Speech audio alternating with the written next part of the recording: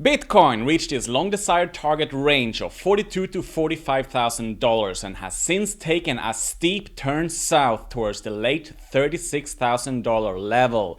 Whether this area is the reversal point or not all comes down to one key level. For if that level breaks, things can turn real dark real fast.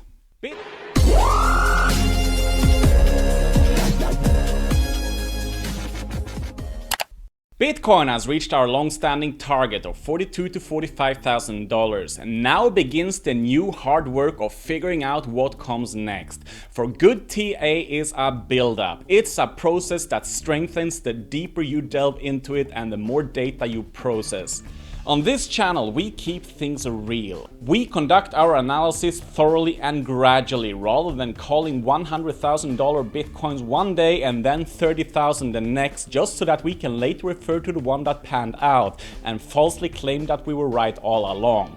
I am back in my Bitcoin all-in position and at a nice rebate of almost 30%. Despite this, Bitcoin is trading right at a critical support that must hold up.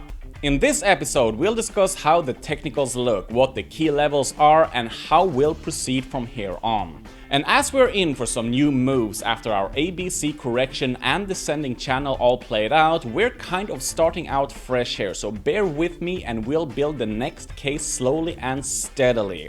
I have done a lot of analysis so far and my first thought was to present it all in this episode. However, in order to be extra clear and pedagogical as to not confuse anybody amidst this tangled up mess, I've decided to keep things simple and instead focus on isolated extreme technicals that can make or break Bitcoin for now. For that reason, we will focus and go deep on the very core today and we'll then add on more relevant technicals as we go in the upcoming episodes.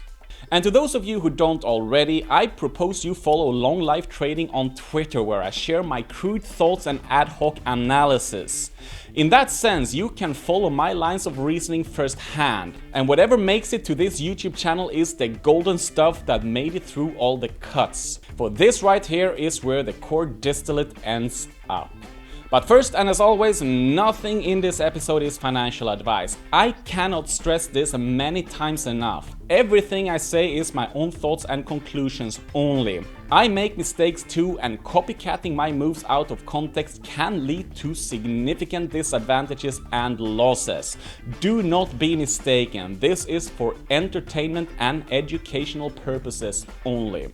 And in order to speed up the productions, any urgent episodes like this one will from now on have this nice blue background instead, as the nice room that I'm usually in takes way too much time and processing power to edit. We'll save that for the time non-sensitive episodes.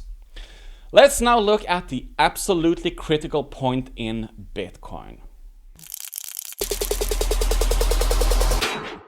So far, things have panned out smoothly and perfectly in line with our 4-month-long technical reasoning on this channel. Despite some passages have been difficult to figure out and make sense of, we've still managed to. And for that reason, we've been spared from nasty surprises as we've stayed one step ahead of the curve.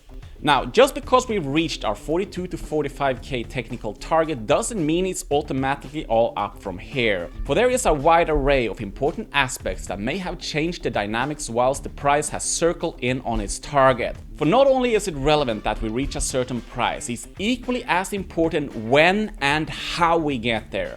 In order to be proficient at trading, we need to assess any given situation based on its unique characteristics. Now is therefore the time to re-evaluate the situation and to figure out what the best way ahead is, as in how to reduce the risk and still be exposed to maximum profits. Bitcoin reached our long-standing target and established what could be an accumulation phase. And as we were right within that potential accumulation phase, I did post a warning on Twitter that we might see a wick or fake out before we're done on the downside. And just a few hours later, that's exactly what happened. Starting off on the daily chart, Bitcoin did find support on the EMA 200. We're talking spot on support here, at which it was literally licking it as if it were a stamp. Then came this candle that so far has shot right through it. So far, it's nothing to worry about. Despite its menacing extent, it's still got another half day to recover. The real worry rather arises if we were to close below it. Until then, Bitcoin can still work its way back above, and thus leaving it with a long wick that tells us that this is the technically confirmed reversal and that the bulls are back in business. And especially so if we can close this candle with outstanding trading volumes. This would be all I need to know, and naturally this is what I'm rooting for. But it's equally so our duty to prepare for the opposite, that Bitcoin were to close below. We must therefore figure out what that would mean, what it would lead to, and how to protect ourselves. As of producing this episode, Bitcoin is dropping like a stone. Depending on how this plays out, it could either be the final mini market cycle capitulation before a reversal, or it could be real troublesome. I would go as far as to say that unless we get a reversal today, it could be real bad in the short term, as in the upcoming days or couple of weeks or so. With that said, I do not yet outrule the possibility of a massive fake out, hence I will not sell into the dump. I want to see if or when it recovers first. Now, I cannot stress enough the importance of the daily EMA 200, and that's why we're devoting a full episode to it. It's the Hadrian Wall that keeps the barbaric intruders from flooding in. For break it now and we risk releasing a lot of energy to the downside. If however it were to hold up as it's supposed to amidst the traditional markup phase, we get the, in my opinion, ideal and steady accumulation establishment, and all the while cooling off that stubbornly monthly RSI. But why then is the EMA 200 of such importance? First of all, breaking it on its own, as in closing below it, signifies a shift in trend. That would be the technical confirmation that we've gone from bullish to bearish. Secondly, it's an overall very strong level of support, and upon breaking it, it will all of a sudden act as resistance. During the 2017 markup, Bitcoin gently tested it twice with wicks, as in a 45 kilo ballerina merely touching it with her toes. That's it. In this sense, closing below it would breach any previous markup behavior. It would be bad news. And finally, the EMA 200 coincides with the pivotal top at around $40,000 to $42,000. If we were to close below this level, it will immediately turn into a heavy brick ceiling above us, one that would not easily break unless it's charged from far below and with huge power, as in an overly aggressive V-shape at unparalleled trading volumes throughout this phase. This would equally so be the first time that Bitcoin has ever taken out a previous top amidst a markup. That on its own is serious business that should flash every red warning sign available to us. But until it does, let's not jump to hasty conclusions. If Bitcoin can breach the EMA 200 and take out a previous pivot top for the first time ever throughout its markup history, why then should we presume it will stop there? We would then enter unprecedented territory, and if this key level were to falter, then the next significant level of price support is not to be found until $28,000 to $32,000. With that said, it could find support higher too, for example on the EMA 50 on the weekly. To give some logical leeway, the prospect range I'll be looking at will be the $28,000 to $35,000 range if the EMA 200 were to falter. That should cover the worst case scenario with a very high probability. With that said, I did announce on Twitter that I will release all of my Bitcoin all-in if we were to close below the EMA 200 on the daily. But I'm now gonna alter that for reasons that should make perfect sense to you, for that statement didn't take this plunge into consideration. For regardless of how low Bitcoin were to go, I do not expect it to stay within the $30,000 range for long. In this sense, if Bitcoin were to close between the EMA 200 and $39,000, I will close all or most of my position.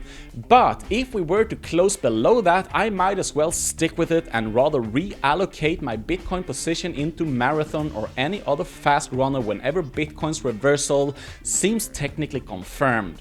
Or if it were to close this candle between 37 and 39,000, I might sell off portions of my holdings. For I still think Bitcoin will move fast once it's scared off enough investors and jumpy traders. And in such case, I do not want to be stuck on the sidelines after having sold at or near the bottom. And especially so as I personally deal with ETNs or Bitcoin derivatives for tax purposes. For in this case, I'm rather limited to the opening hours of the market and have to plan my movements carefully and accordingly. Whether we get a close above or below the daily EMA 200 each should leave the Bitcoin fear sentiment somewhere at or near single digits, especially after today's near vertical plunge. In either case, that sentiment should act as a catalyst for a reversal. And in this sense, if Bitcoin were to close below the EMA 200, then I expect the drop to whatever new low to happen fast. And that would in fact be a good thing, for if it were to rather linger down in peace and quiet, that itself would cause me to worry for real. Bitcoin might be terrifying to many people right now, but let me be perfectly clear. Despite the death and destruction aura that surrounds Bitcoin right now, I see this plunge as a major opportunity, whether we close above or below the EMA 200. We just need to stay one step ahead of the masses, for they are the ones who will pay for our profits. We'll now focus on working our brain magic to untangle this technical mess. So calm down and get behind your captain. That was all for now. Thank you and goodbye.